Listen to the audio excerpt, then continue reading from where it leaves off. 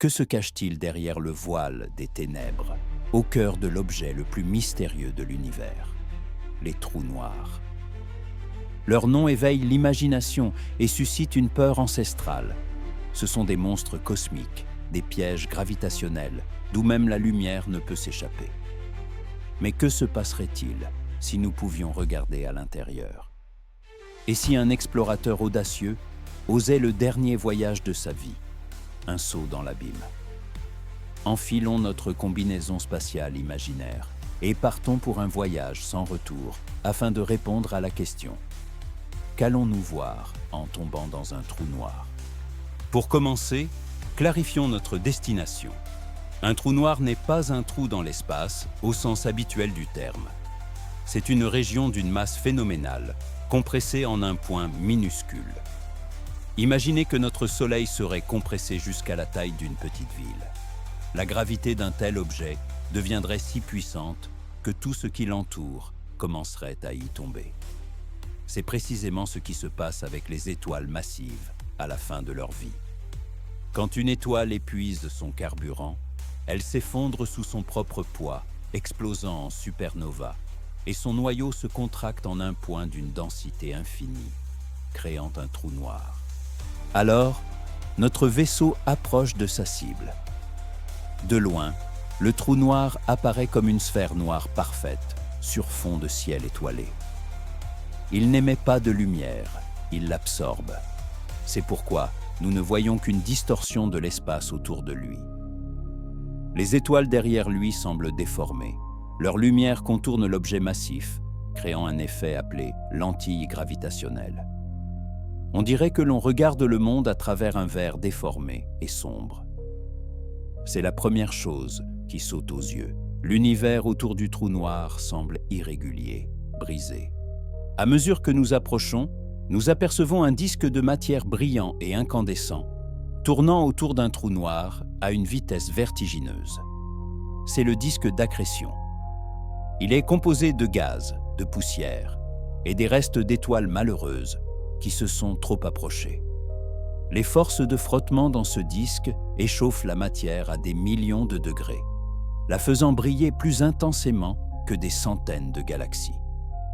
Paradoxalement, le lieu le plus sombre de l'univers est entouré de l'un des phénomènes les plus brillants. Notre chemin nous conduit à travers cette tempête, vers la frontière au-delà de laquelle la réalité cesse d'obéir aux lois qui nous sont familières. Cette frontière s'appelle l'horizon des événements. Ce n'est pas un mur physique, mais plutôt un point de non-retour cosmique. Dès que vous l'aurez franchi, il sera impossible de revenir en arrière. Pour quitter un trou noir, une fois au-delà de l'horizon des événements, il vous faudrait vous déplacer plus vite que la vitesse de la lumière. Or, les lois de la physique, comme nous le savons, l'interdisent. Pour un observateur externe resté à une distance de sécurité, des choses très étranges commenceront à vous arriver. En raison de la distorsion temporelle extrême à l'horizon des événements, il aura l'impression que vous ralentissez. Votre chute deviendra de plus en plus lente, votre image de plus en plus rouge, jusqu'à ce que vous vous figiez finalement à la limite même, tel un arrêt sur image, et que vous disparaissiez de sa vue à jamais. Pour lui, votre voyage vers le centre prendra une éternité. Mais pour vous, tout sera différent. Dans votre temps personnel, rien ne changera.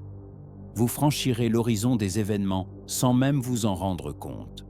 Pour vous, il n'y aura ni mur, ni éclair de lumière, ni aucun signe particulier. Vous passerez tout simplement et en douceur cette ligne invisible. Et c'est là que commence le plus intéressant et le plus effrayant. Votre destin dépendra désormais de la taille du trou noir. Si vous tombez dans un trou noir de masse stellaire, pesant seulement quelques fois la masse du Soleil, votre disparition sera rapide et atroce. Avant même d'atteindre l'horizon des événements, les forces de marée vous déchireront en morceaux. Ce phénomène porte un nom effroyablement précis, la spaghettification. La raison en est que le champ gravitationnel d'un trou noir est tellement hétérogène que la force agissant sur vos pieds sera des ordres de grandeur plus forte que celle agissant sur votre tête. vous commencerez à être étiré comme un spaghetti. Au début, vous sentirez comme si l'on vous tirait dans des directions opposées. Ensuite, cette sensation se transformera en une douleur insupportable et votre corps s'étirera en un long et fin filament d'atomes avant de disparaître définitivement dans l'abîme. Toutefois, il existe un autre scénario. Si vous avez choisi pour votre voyage un trou noir supermassif, tel que celui qui se trouve au centre de notre galaxie, Sagittaire A astérisque, dont la masse dépasse 4 millions de masses solaires, votre voyage sera différent. Chez de tels géants, l'horizon des événements se situe bien plus loin du centre et le champ gravitationnel à sa limite est bien plus uniforme. Les forces de marée y sont moins intenses. Cela signifie que vous pourrez franchir l'horizon des événements sains et saufs. Vous vous retrouverez à l'intérieur du trou noir. Et qu'est-ce que vous y verriez alors? Tout d'abord, oubliez l'obscurité complète. Une fois que vous aurez franchi l'horizon, quelque chose d'incroyable se produira. Tout l'espace autour de vous s'effondrera sur lui-même. Désormais, tous les chemins ne mènent plus que dans une seule direction, vers le centre, vers la singularité. Vous ne pouvez plus vous déplacer dans l'espace comme vous en avez l'habitude. L'espace et le temps ont interverti leur rôle. Désormais, le temps est ce qui vous attire vers le centre, tandis que l'espace est ce qui est resté derrière vous. Si vous tentez de vous retourner et de regarder en arrière, vers l'univers que vous avez quitté, vous assisterez à quelque chose d'époustouflant. En raison du ralentissement extrême du temps, la lumière de toute l'histoire future de l'univers affluera vers vous. Vous verrez les étoiles naître et mourir en un seul instant, les galaxies entrer en collision et fusionner, l'univers entier vivre sa vie jusqu'à sa fin thermique, et tout cela durant les quelques secondes qui vous restent. Vous serez témoin de tout le futur de la création, condensé en un seul instant éblouissant. Toutes ces informations, toute cette lumière chuteront dans le trou noir avec vous, et vous les verrez avant que la singularité ne vous absorbe. Et devant, c'est l'obscurité absolue. C'est la voie vers la singularité. La singularité est ce point théorique au cœur d'un trou noir, où la densité et la gravité deviennent infinies, et où l'espace et le temps, tels que nous les concevons, cessent d'exister. Les lois de la physique, celles qui décrivent si bien notre monde, s'effondrent purement et simplement ici. Ni la théorie de la relativité générale d'Einstein, ni la mécanique quantique ne peuvent décrire ce dont il s'agit. C'est le bout du chemin. C'est l'endroit où la réalité, telle que nous la connaissons, prend fin.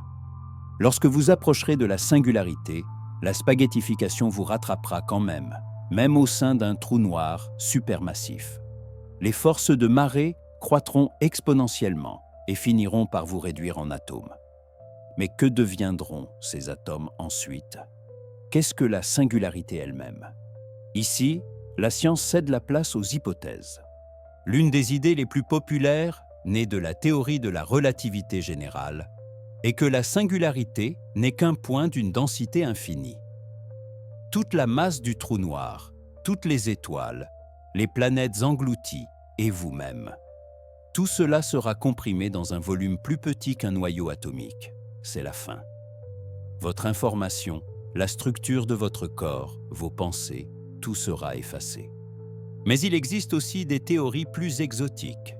Par exemple, si un trou noir est en rotation, comme le sont presque tous les objets dans l'espace, sa structure pourrait être plus complexe.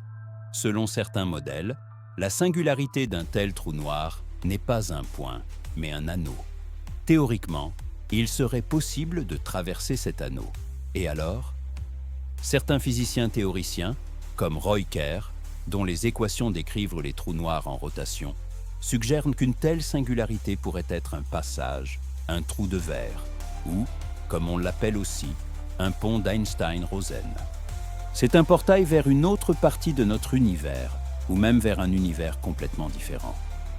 En traversant l'anneau, vous pourriez vous retrouver dans un endroit situé à des milliards d'années-lumière de chez vous, ou dans un monde aux lois physiques différentes.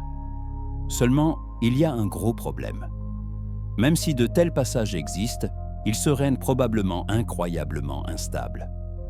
Toute tentative de les traverser entraînerait l'effondrement du trou de verre. De plus, à l'approche d'une telle singularité, un mur de radiation mortelle vous attend. Ainsi, malheureusement, l'idée d'utiliser les trous noirs comme moyen de transport intergalactique reste pour l'instant du domaine de la science-fiction. Et il y a une autre grande énigme liée à ce qui se passe à l'intérieur. C'est le paradoxe de l'information. Selon la mécanique quantique, l'information ne peut être détruite.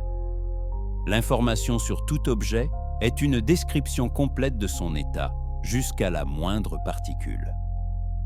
Quand quelque chose tombe dans un trou noir, il semble que l'information concernant cet objet disparaisse pour toujours.